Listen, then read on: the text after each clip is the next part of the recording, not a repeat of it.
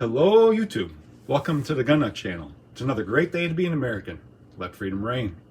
So today I have another holster review for you guys. This one is the hook holster from Gunner's Custom Holsters. So let's, first of all, we'll look at the packaging here. It just came in this bag. I'm not affiliated with Gunner's Custom Holsters, and I bought this with my own money. They don't know me from anybody else.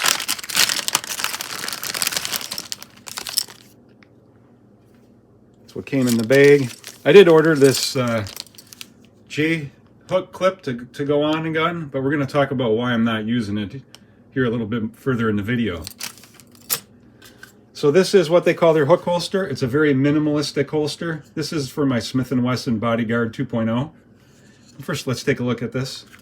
The clip here does allow you to cant it, as you can see. I do have it canted right now.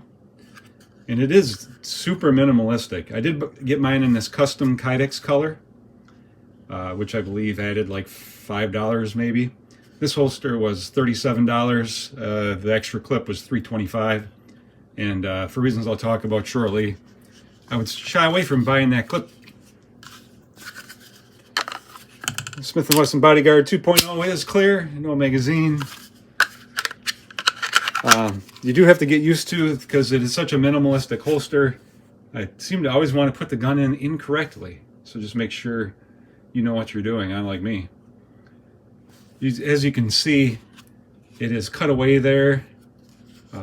Really, but the minimal amount of holster you can have other than just a true trigger guard holster, which is kind of what I set out looking for originally.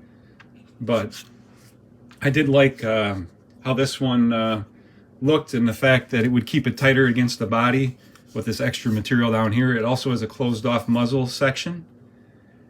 And, you know, typical Kydex holster, this one has really good retention. In fact, it definitely is not coming out of there. Almost too tight, but it doesn't really have an adjustment that I'm aware of that I see on it. But you don't have to worry about it being loose. It definitely fits the way you'd like your holster to fit. It does not cover the magazine release, so if you're looking for that, out of luck with this particular model. It also does not have the sweat guard, so that would actually, of course, add material. With the clip offset here, it provides one of the tightest packages you could get for holstering your gun. Take a quick look here and compare it to the Vetter Light Tuck holster I picked up recently. You can see Vetter Light Tuck, it does have the ability to adjust the retention. It does have a sweat guard. It also does not cover the magazine release. Retention is a little less, but I also set it up that way. Just taking a look at the two holsters side by side. You can tell that the Vetter obviously is going to be thicker, and if nothing else, just from the way that the clip mounts on there. So let's talk a minute about the reason this clip didn't work out for me. So the reason this clip didn't work out for me, as you can see, it only has one hole. And I really don't understand why. If they would have just mimicked the design of the plastic clip that's on the gun, or that's on the holster as it arrives, it would have worked. But so if I put this on, and which I did, but I've since put the original clip back on, is it just rotates about this clip. No matter how hard I tighten it down, it's going to move. There's no way to stop the rotation, so it doesn't allow you to keep the gun secured in one spot. It continues to want to move around, which is not good. So this thing, unfortunately, is junk, in my opinion. And I really wish they would update their clip. The other thing too is I think this part should come up a little higher so it hooks on better. And with my belt that I was running it on, it really didn't want to hook on very well. So that also, and depending on how thick your belt is, it's kind of tough to even get it in there. So this clip just is not a good design, needs improvement. So we'll go ahead and show you what it looks like on my person next. So taking a look at how the holster looks like on my person. Of course, I actually have a fairly big garment on here, so pretty easy to conceal. There you see.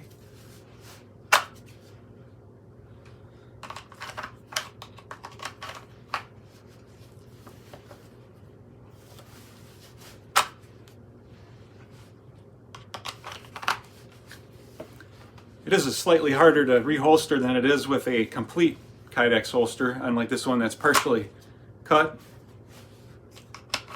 But once you figure it out, it's not bad. So now with just the t-shirt on, you know, it's such a small gun to begin with. It's really not hard to conceal.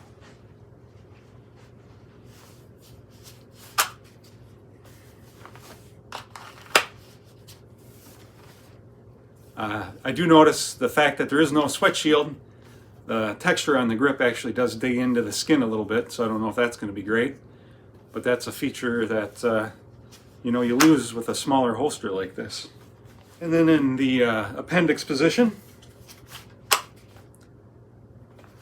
of